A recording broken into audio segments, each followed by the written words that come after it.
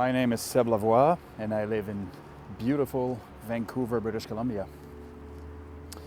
2021, I was afflicted by a very serious condition called acute compartment syndrome. It affected my lower left leg primarily. In the span of about a month, I underwent 10 different surgeries. And as I was recovering and starting to plan for what my recovery was going to look like, which of the modalities I was going to engage in my recovery, I received an email from David and Melissa at Altitude Performance and Health in Vancouver. Turns out they offered to support my recovery effort through allowing me to use their Multi-Baric pod, which I knew nothing about. And so after doing a little bit of research, I decided to give it a whirl. There seemed to be a fair amount of science behind it. All of that was communicated to me and I was able to make a sort of an informed decision. Now, when I met them, I was super impressed with how welcoming they were, aside from the fact that they had already offered to take as a contribution to my GoFundMe. And so for the next couple months, it was really a learning experience for us where I engaged in the recovery sessions. I sat in a pod, I studied, I planned my recovery, I did all of the things business, all of the things I needed to do.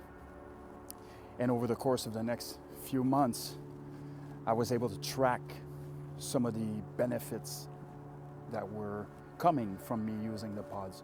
Some of those benefits materialized themselves in my blood work. Others was simply me feeling better and having the ability to do more, to engage in life to the full extent of my sort of limited capacity. And I was, convinced that the pod was helping me on a very underrated level. And so I continued using the pods for several months. I believe I was doing 2 sessions of 3 hours a week. So I was spending about 6 to 8 hours in the pods. It helped me clear my head, reset mentally and emotionally, but also it really helped in optimizing my recovery to the point where there was a decision that would eventually come, which would be to either amputate my leg or decide that I had achieved a level of functionality that was acceptable enough that I necessarily wouldn't have to amputate the leg. Now, this was not to be, despite the massive optimization that the Multi-Baric chamber provided me. Eventually, there is only so much that we can do, and eventually I had to remove my lower left leg in a below-the-knee amputation.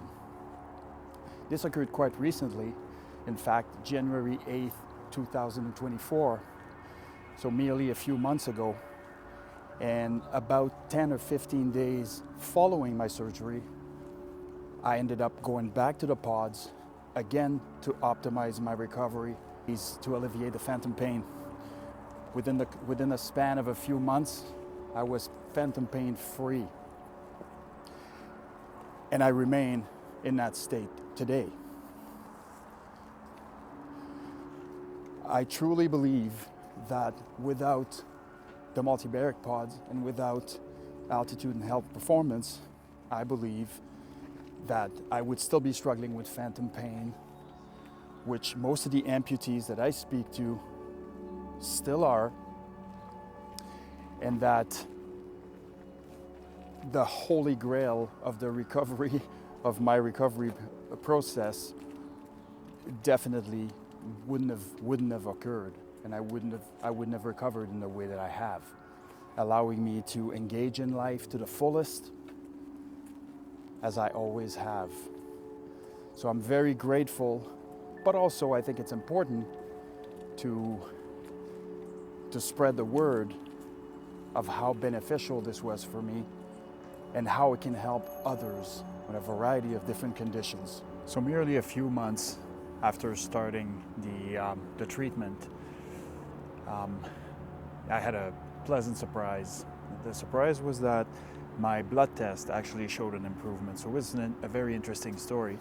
I spent 20 years in a field that required me to be tested medically every year. And so I was able to gather a very strong tracking history of my blood tests, my blood work, and there was consistently I was low on white blood cells.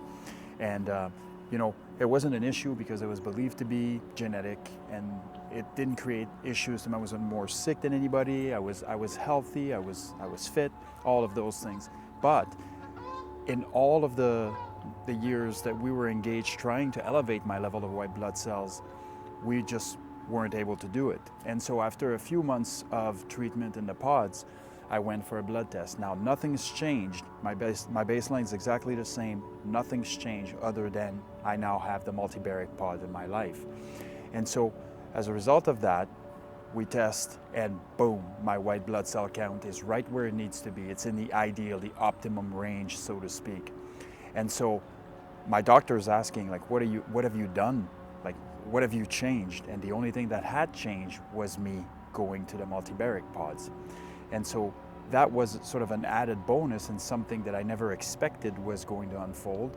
And even though there was some evidence that this could be the case, we really didn't know until I got tested and I saw it for myself, inked on paper right in front of me. And so that was the first time that I realized that not only were the benefits, helping with my leg situation and my injury situation, but it was also helping the rest of my systems and getting me healthier, fitter, and better. Now that's all the evidence I needed to obviously continue to go to the pods and continue to maintain. And in January of this year, when my leg was amputated electively as a result of not being able to increase my functionality, I mean, I had reached the functionality level that I ever was going to reach, and it was already a lot better than expected. But January 8th of this year, 2024, got my leg electively amputated, and right off the hop, as I was planning my recovery process, everything, including the multi-baric, was at the forefront of that. And so a few weeks after undergoing my amputation and still hopping on one leg with my crutches, I managed my way into the pods, and we didn't know exactly how much it was going to take, how long it was going to take to address one of the number one culprits that people with amputation are living with, which is phantom pain. And so phantom pain can be very difficult to get rid of, and phantom pain is a big problem, as it affects sleeps, regular life, relationship, absolutely everything. And I did experience it quite intensely for the first, I would say, 2 to 3 weeks. So get into the pods twice a week, 2 hours at a time, and about 4 to 5 weeks later, I'm phantom pain free.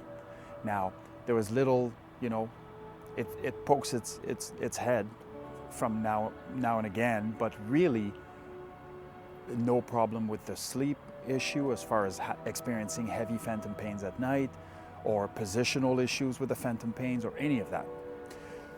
So I'm standing at the prosthetist office and having a conversation with my prosthetist, who's been in the field for years, and he's asking about phantom pain, and organically I just let him know, no, I've took some actions to engage in my recovery, and I'm phantom pain free. So he is shocked. So we had a conversation, and he just like me, prior to my injury, he hadn't heard anything about the pods, so he didn't know anything about the pods. So I sent him some literature that David and Melissa had sent me, and some data and some science, and he sort of was able to assimilate the information, and really it gave him additional options to deal with some of his clients that are to this day experiencing phantom pain, some of which for 20 or 30 years. And so the hope is that we can get other amputees that are struggling with phantom pain, that are struggling with recovering and optimizing their recovery and engaging in life in the way that they would like to come and experience it for themselves. And I suspect that the tracking history will show that this is a critical piece of the recovery process for anybody undergoing anything.